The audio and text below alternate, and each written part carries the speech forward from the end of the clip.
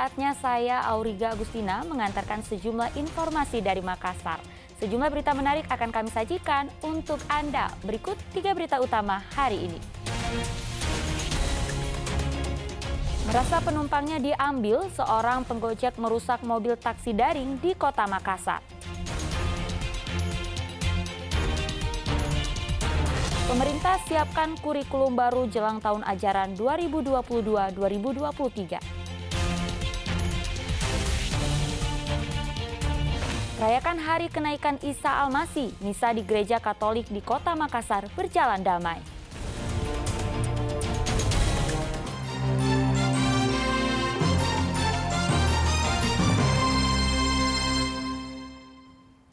Kesal karena penumpangnya diambil, seorang pengojek di Kota Makassar merusak kendaraan taksi daring di Jalan Perintis Kemerdekaan.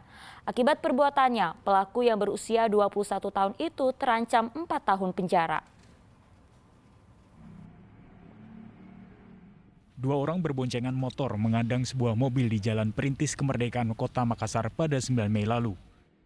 Salah satu dari mereka turun dari motor lalu menghantam badan mobil dengan besi. Usai merusak mobil, 2 orang ini kabur. Rekaman kamera pengawas saat aksi kejahatan ini menjadi petunjuk polisi mencari para pelaku. Akhirnya seorang pria ditangkap pada Kamis dini hari kemarin.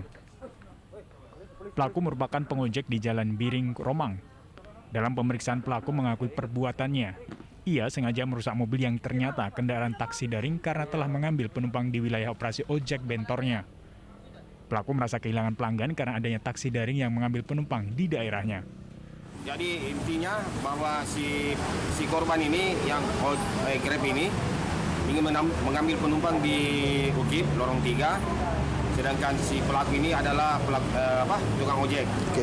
Jadi rebutan penumpang memang permasalahannya? Tidak.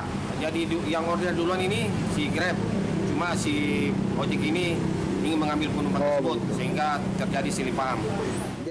Selain menahan pelaku yang berusia 21 tahun, polisi juga menyita besi yang dipakai untuk merusak mobil korban. Sementara 1 orang rekannya masih dalam pengejaran petugas. Kini pelaku terancam pasal 408 KUHP dengan ancaman hukuman maksimal 4 tahun penjara. Andi Muhammad Sardi melaporkan dari Kota Makassar. Seorang anak perempuan 7 tahun dilaporkan tenggelam di Sungai Malili, Kabupaten Luhut Timur. 2 hari pencarian, korban belum juga ditemukan. Diketahui Sungai Malili adalah habitat dari buaya muara. Anak 7 tahun dilaporkan tenggelam di Sungai Malili, Kabupaten Luhut Timur. Korban Fatin dilaporkan tenggelam saat bermain bersama teman-temannya pada 25 Mei lalu.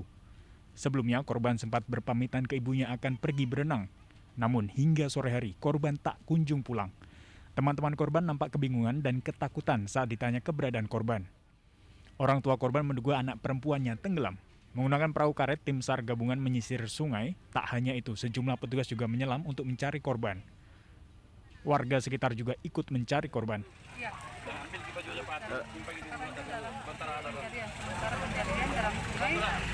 Bersama tim SAR, dan tim Ini sudah berapa lama pencarian ini sampai saat ini? Kami tadi turun dari jam 4, kurang lebih sudah 1,5 jam. Pencarian terus berjalan, bahkan orang tua korban juga ikut mencari korban. Diketahui Sungai Malili merupakan salah satu sungai terbesar di Sulawesi Selatan. Sungai ini juga menjadi habitat buaya muara. Wahyu Dibaso melaporkan dari Kabupaten Luhut Timur.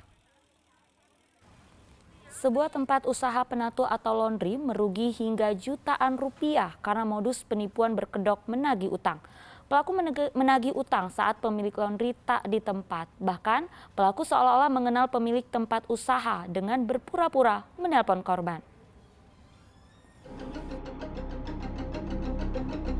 Inilah dia pelaku penipuan yang berkedok menagih hutang.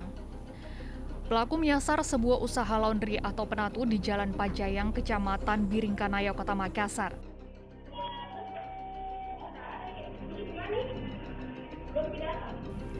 Saat masuk ke tempat laundry, pelaku menanyakan keberadaan pemilik laundry.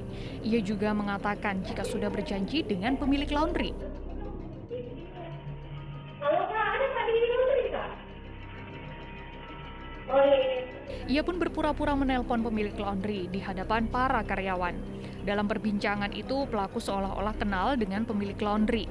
Ia juga sempat menyebutkan nama anak pemilik laundry untuk meyakinkan para karyawan. Modus pelaku hendak menagih utang ke pemilik laundry. Ia juga sempat menanyakan omset per hari laundry, lalu menagih utang yang hanya sebuah rekayasa semata. Penipuan berkedok menagih utang ini terjadi pada 21 Mei lalu. Pelaku akhirnya membawa kabur uang 3,2 juta lebih setelah menipu karyawan laundry dari aksi berpura-pura menelpon dan mengenal pemilik laundry. Ya, jadi dia datang ke sini pada saat saya tidak di tempat, terus mengaku kenal sama saya dan sambil telepon saya jadi karyawan kayak terkecoh begitu, seolah-olah memang kenal. Terus dia sebut namanya anakku, jadi karyawan yakin kalau dia orang yang saya kenal. Terus menagih utang, dia tanya semua ini karyawan berapa omset, terus dia bilang utangnya segini. Itu sekitar berapa Anda tagihkan?